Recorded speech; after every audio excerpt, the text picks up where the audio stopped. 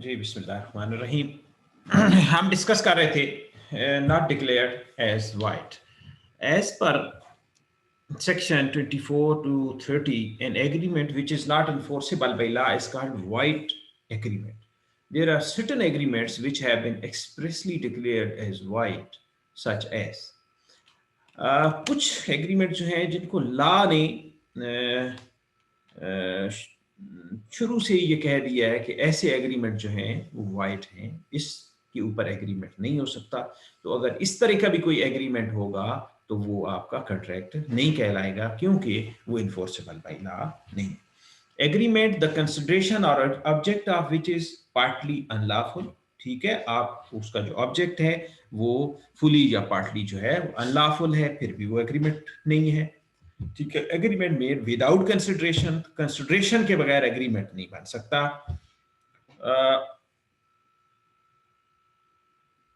इसमें आपको एक मैं एग्जांपल दे देता हूँ एग्रीमेंट विदाउट कंसिडरेशन की। काफी आप पता नहीं उस वक्त छोटे होंगे, वैसे तो कल की बात है कि जब ये चीफ जस्टिस इफ्तिखार चौधरी का इशू हुआ था तो एतजाज एहसन साहब उनके वकील बने थे, तो उन्होंने 100 रुपया फीस ली थी। ठीक है ना, क्योंकि जब आप वकील भी रखते हैं तो वो एक वकालतनामा साइन होता है, वो एक एग्रीमेंट होता है। तो एग्रीमेंट विदाउट कंसिडरेशन नहीं होता, तो इसलिए उन्होंने फी जो ली थी वो 100 रुपया ली थी, वो कंसिडरेशन थी।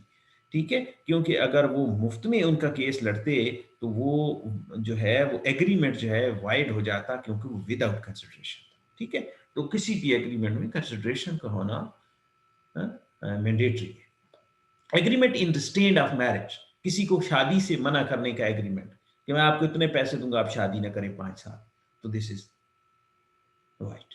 Agreement in restraint of legal proceeding कि आप मेरे खिलाफ कोई कानूनी कार्रवाई नहीं करेंगे जी 10 साल, ये लिख के दे दें। ठीक है, तो ये भी नहीं है। Agreement in restraint of trade कि आप कोई ट्रेड नहीं कर सकते, कोई तिजारत नहीं कर सकते। अनसर्टन एग्रीमेंट, कैसे एग्रीमेंट जिनका आउटकम अनसर्टन है। वेजरिंग एग्रीमेंट, वेजरिंग होता है बेसिकली ये जो पासाबाजी जो होती है जिसमें ऑप्शनल कि कोई पता नहीं इसकी, बेसिकली इसके अंदर अनसर्टेनिटी है, गरर कहते हैं इसको। अच्छा, A and B carried on business in a certain locality in Karachi. A promised to stop business in that locality if B paid him rupees 1,000 per day. A stopped his business, but B did not pay him the promised money. It was held that A could not recover anything from B because the agreement was in restraint of trade and was thus void. ठीक है, तो किसी को तिजारत से, trade से, business से रोक के अगर आप उसको कहते हैं कि मैं 1,000 रुपया आपको डेली दूंगा, आप यहाँ से अपनी दुकान खत्म कर दें, और बाद में वो नहीं देता, तो अगर आप सू करते हैं तो पता चलता है कि ये एग्रीमेंट तो था ही नहीं, ये तो रिस्ट्रेंट ऑफ ट्रेड का एग्रीमेंट था, that was not allowed. Second है a promises to pay ₹10,000 to be if it rain today, अगर आज बारिश हो गई तो, and B promised to pay ₹1,000 to A if it did not. The agreement, ये मेरे ख्याल दोनों में 10,000 है, शायद इसमें एक सिफर का फर्क है।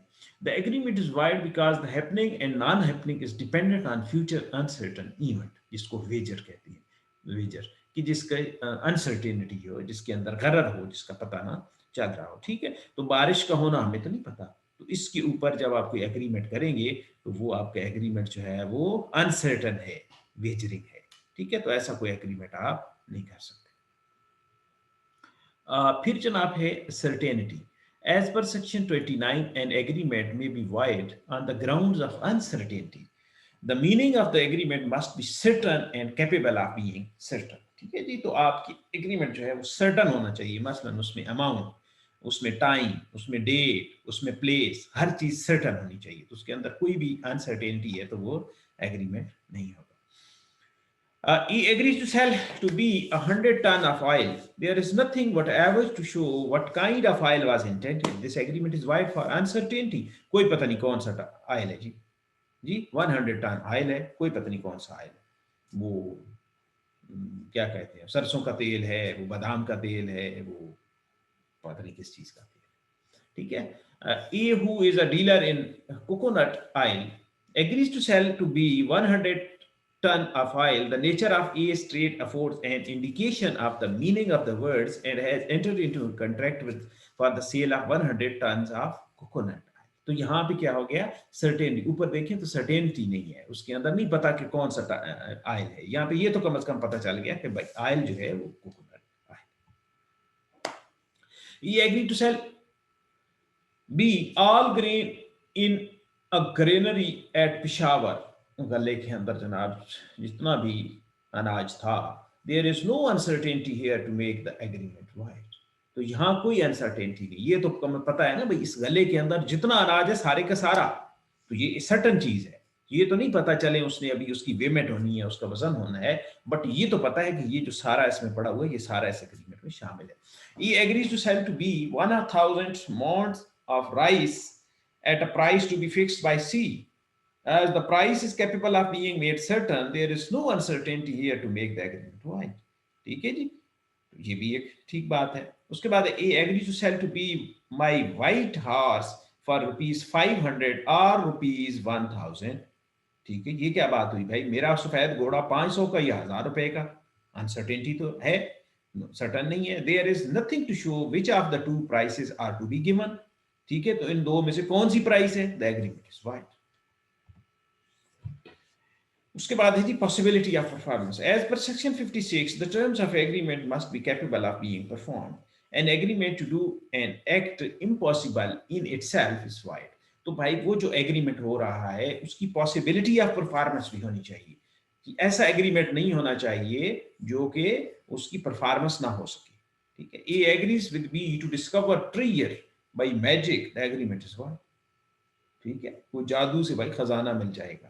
ठीक है, तो ऐसा एग्रीमेंट नहीं हो सकता। ये कहा जाए कि मैं इस पहाड़ को जी 2 दिन में आपको गिरा के दिखाऊंगा, ऐसा नहीं हो सकता। ठीक है, तो ऐसा एग्रीमेंट जिसकी पॉसिबिलिटी ऑफ परफॉर्मेंस नहीं है तो वो भी अलाउ नहीं। Legal formalities. As per section 25, an oral contract is a perfectly valid contract, except in certain cases where a contract must comply with the necessary formalities as to writing, registration, etc. अच्छा जी, contract act ये कहता है कि कोई भी अगर जबानी contract है, ओरल कंट्रैक्ट है और उसके गवाह मौजूद हैं तो वो वैलिड कंट्रैक्ट है। ठीक है, अदरवाइज अगर किसी खास कंट्रैक्ट के बारे में, किसी खास एग्रीमेंट के बारे में लॉ ने नहीं कहा कि भाई इसको इन राइटिंग होना चाहिए, इसकी रजिस्ट्रेशन होनी चाहिए। इस तरह आपकी जमीन की सेल परचेज है तो उसके इंतकाल वगैरह जो होते हैं उसकी रजिस्ट्रेशन लॉ ने मैंडेटरी करती है। ठीक है, तो ऐसी अगर सूरत है तो फिर ओरल नहीं चलेगा, फिर उस लॉ को आपने इम्प्लाई करना है। ठीक है, अदरवाइज कंट्रैक्ट एक्ट कहता है कि आपका ओरल एग्रीमेंट परफेक्ट एग्रीमेंट है। ठीक है, परफेक्ट कंट्रैक्ट है अगर उसके गवाह मौजूद है। An oral agreement for arbitration about present dispute is unenforceable because the law requires that such arbitration agreement must be in writing. Arbitration law है 1940 का, तो वो कहता है जी कि तमाम arbitration agreement जो हैं वो in writing होनी चाहिए। ठीक है, तो वहां पे आपका oral agreement नहीं चलेगा। अदरवाइज जो है वो oral agreement परफेक्ट है। नेक्स्ट जो है वो हमारी जो है कंट्रैक्ट की क्लासिफिकेशन। तो क्लासिफिकेशन जो है वो 3 तरह की, एक तो उसके फॉर्मेशन बनने के हिसाब से है, एक उसकी इन्फोर्सेबिलिटी के हिसाब से है और एक इसकी परफॉर्मेंस के हिसाब से। ठीक है, तो इनको हम देख देते हैं। फॉर्मेशन जो है उसके हिसाब से आपके एक्सप्रेस कंट्रैक्ट हैं, इम्प्लाइड हैं और कोसाई कंट्रैक्ट हैं। इन्फोर्सेबिलिटी के हिसाब से वैलिड हैं, वॉइड हैं, वाइड कंट्रैक्ट हैं, वॉइडेबल कंट्रैक्ट हैं, इलीगल एग्रीमेंट हैं, अनएनफोर्सेबल एग्रीमेंट हैं और परफॉर्मेंस में एग्जीक्यूटेड और एग्जीक्यूटरी। अभी मैं आगे जाके बताता हूँ। एक्सप्रेस क्या है, एक्सप्रेस यह है कि वो क्रिएटेड बाय वर्ड्स है और बड़ा क्लियर है। एक्सप्रेस बिल्कुल उसमें कोई बात ढकी छुपी। इम्प्लाइड क्या है, इम्प्लाइड के अंदर को थोड़ा सा मख्फी है, कुछ छुपी हुई चीज है। A contract created by conduct of a person or the circumstances of a particular case, तो उसके कंडक्ट या उसके सर्कमस्टांसेस से अंदाजा लगाया जा सकता है कि ये कंट्रैक्ट हुआ है या उसकी रजामंदी शामिल थी। ठीक है, और उसके बाद कोसाई कंट्रैक्ट है an obligation impose by law. जब आप कोई लॉ लीगल अथॉरिटीज जो हैं या कोई गवर्नमेंट अथॉरिटीज जो हैं कोई आपसे कंट्रैक्ट करवाती हैं तो फिर वो कोसाई कंट्रैक्ट कहलाता है। वैलिड क्या होता है, agreement which is enforceable by law is a valid contract. ठीक है, वही कंट्रैक्ट वाली बात। अच्छा जी, void agreement section 2G, an agreement which is not enforceable by law, वो क्या है? void agreement। जैसे माइनर की हमने एग्जांपल ली थी कि माइनर का जो एग्रीमेंट है वो लीगली इन्फोर्सेबल नहीं है, तो that is a void agreement। void contract क्या है? A contract which ceases to be enforceable by law becomes void when it ceases to be enforceable। ठीक है, तो एक कंट्रैक्ट जो है, कंट्रैक्ट जो था पहले ठीक था, लेकिन बाद में वो इन्फोर्सेबल बाई लॉ नहीं हो सकता, सीज हो गया, उसकी जो इन्फोर्सेबिलिटी है वो सीज हो गई है लेटर ऑन, तो फिर वो आपका वाइड कंट्रैक्ट हो जाएगा। वाइड कंट्रैक्ट क्या है? अ music hall was rented out for a series of concert, a hall caught fire because the date of first concert, the contract was valid at the time of its formation but became void when hall caught fire। ठीक है, तो जब ये contract हुआ था तो उस वक्त ये बिल्कुल वैलिड कंट्रैक्ट था, लेटर ऑन जो है उसकी परफॉर्मेंस जो है उसकी इन्फोर्सेबिलिटी नहीं हो सकती, then it's a void contract.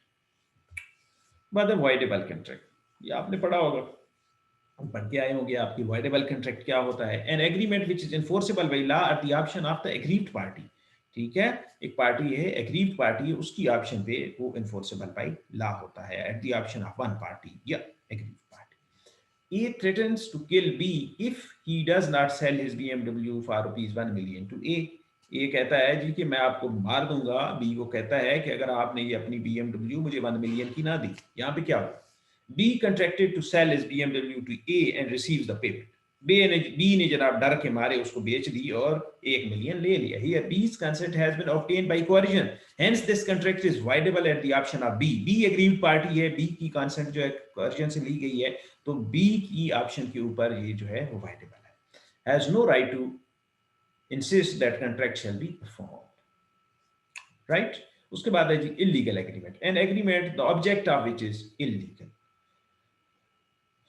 ये जो स्टोलन गुड्स की हमने एग्जांपल ली थी, ये पहले भी हमने कहीं पीछे देखी है कि उसका कहता है 1 लाख बीच में मुझे दे दें तो मैं इसको एक्सपोज नहीं करूंगा, तो ये आपका इलीगल।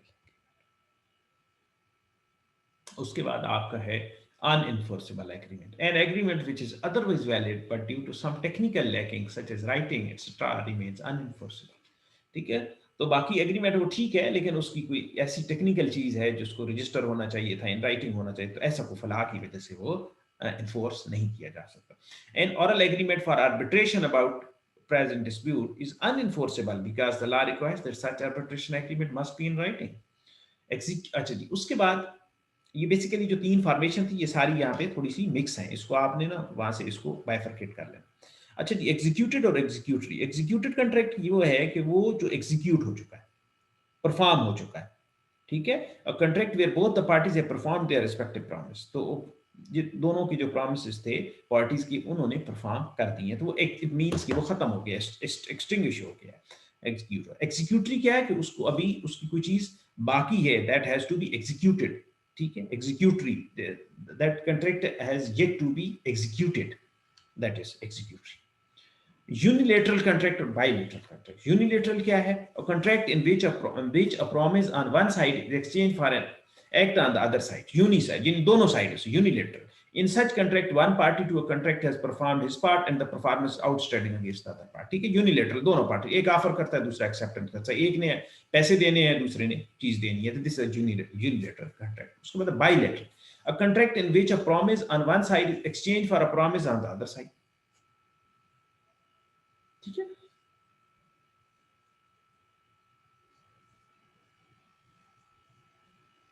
बाइलेटरल।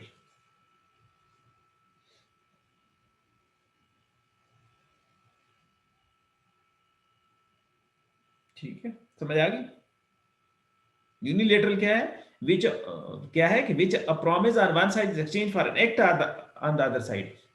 बाइलेटरल में क्या है कि एक साइड से भी प्रॉमिस है और दूसरी साइड से भी प्रॉमिस है, that is bilateral. Thank you.